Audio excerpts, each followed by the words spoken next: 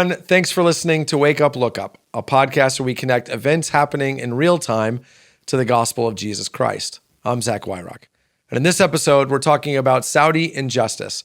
We're asking the question, are we guilty too?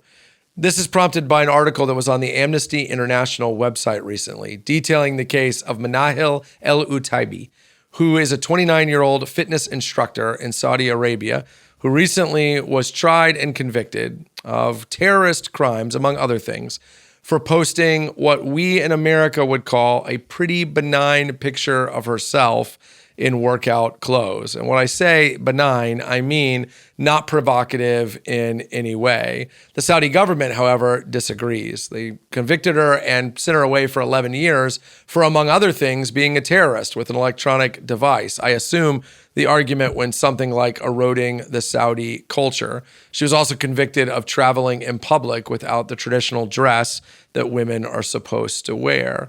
Amnesty International is rightfully calling for the Saudi government to release her and to acknowledge its barbaric treatment of her, and at least by extension, of other young women in similar instances. But what's interesting about this case, apart from the fact that it's horrific and awful and your heart breaks for this young woman, is the outrage that comes from Western countries as they look at their Middle Eastern and Eastern counterparts and in cultures that are different than their own. And I say that because two things are butting up against each other in these kinds of stories. On the one hand, we live in a culture that is purely and unabashedly relativistic.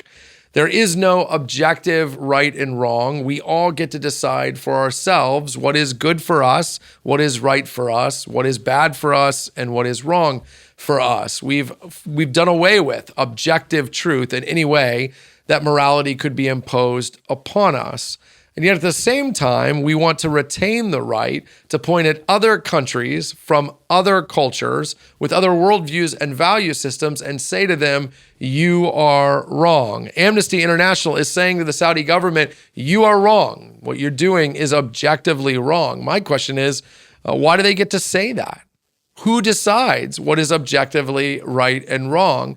Relativism means acknowledging that every culture has its own perspective. So the Saudi government, of course, has theirs. And you might say, well, it's wrong not because of objective reality. It's wrong because they're hurting someone. But of course, their argument, which I don't agree with for the record, is that she was hurting someone, that by posting those pictures, she's eroding the moral and cultural fabric that makes Saudi Arabia, Saudi Arabia. You see, instances like this are not just tragic, they force us to a conclusion. Which one of these values do we hold as more important or as truer than the other? Is truth relative, and therefore we can live how we want?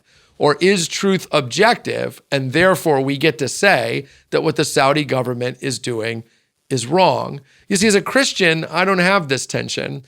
Truth is objective because truth comes from God, who is himself existing in objective reality. This young woman is made in his image. She is not inherently dangerous. She is not a thing to be controlled by men, to be belittled by men, or even a thing to be covered up and hidden from men. She is a daughter of God who made her in his image. She should have full equal rights as a citizen because God made her that way. That's not a hard thing for me to say. But of course, the implications of that are pretty obvious for me as well.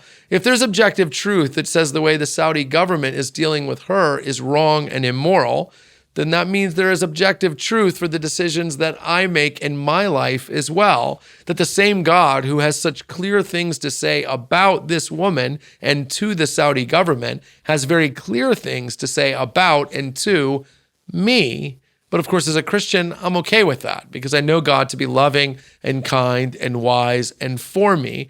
But as a culture, we have to decide, do we want freedom without truth? In which case, the best we can do is say to the Saudi government that that's not the way we would do things and wish that they would be a little more like us. We can make suggestions. That's pretty much the best we can do. Or do we want objective truth so that we can rightfully say no to injustice? But then we must understand that objective truth means that whatever we base that truth on is going to have some implications for the way we live our lives. Just because we choose not to acknowledge the incongruity doesn't mean that in Saudi Arabia, they aren't pointing their fingers at us and pointing out the absurdity of the two things that we're saying. This is where Christians really can challenge the world around them because we agree with our secular counterparts. The way this woman is being treated is awful. Full stop. It's wrong. But where we disagree is that needs to be rooted in the objective moral basis of God's own self-revelation. Are we guilty too? Is there objective truth? Is there right and wrong? Or are we willing to say no to that and give up the issue of injustice? I hope for Manahil and other people like her, we will find truth again and let it tell us where justice is and what it isn't. Hey, thanks for watching this episode of Wake Up, Look Up.